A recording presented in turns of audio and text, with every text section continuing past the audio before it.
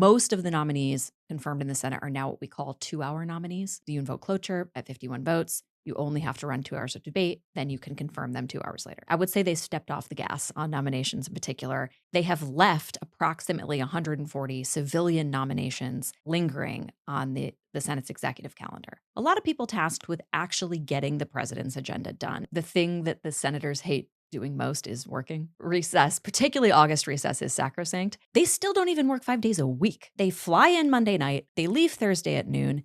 They maybe take a handful of votes in that process. You could keep August on the table if you could just commit to showing up and working 9 to 5, 5 days a week, just confirming noms during that time. Really start churning through this calendar if you just committed to doing it. But we have not seen that level of commitment from Senate Republicans at any point outside of, say, the cabinet. All that has to happen here is the majority leader, John Thune, has to go to the floor and file cloture on these nominations, right? He can do one at a time, or he can file on 10 of them at a time. Cloture lies over for a day. It's called the intervening day. And after the intervening day, cloture is ripe and these nominees can be voted on. That's all it takes. Democrats can't object to that process. Democrats have no role in that process. Then the votes are on the floor. Usually what happens in what we call stacking cloture votes is that the leader goes down on a Thursday afternoon, because the Senate leaves Thursday at noon. They don't work Fridays. They don't work Mondays, except until the evening. And he sets up votes for that Monday night. We call them the fly-in votes. A lot of times these are confirmations. And so he'll stack cloture votes. He'll file on like 3 noms at a time,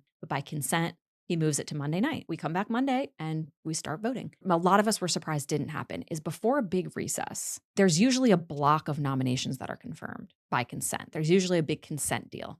And so what I mean by consent deal is all 100 senators agreeing that we're going to do something. In the Senate, that's the goal of every negotiation. You always want to get to a consent deal on anything that you're dealing with, because what is the core central number one rule of the Senate? Senators hate working. So the goal is consent, right? Because the goal is we don't want to work. So it's much easier if we can throw a rule book to the side and just all agree that we're going to do this thing. Usually that thing is how a lot of these nominations are confirmed. To get a consent deal of that nature, you have to credibly threaten the minority with basically canceling the recess. Thune filed on 10 noms and said, we're going to stay here and confirm these noms, which they did. And they voted through them, right? Because again, if you actually do it that way, Democrats cannot block you. They have no role to play in that process. They cannot. Democratic obstruction doesn't exist in that process. What I think a lot of us wanted to see at that point was Thune saying, oh, really? Fine.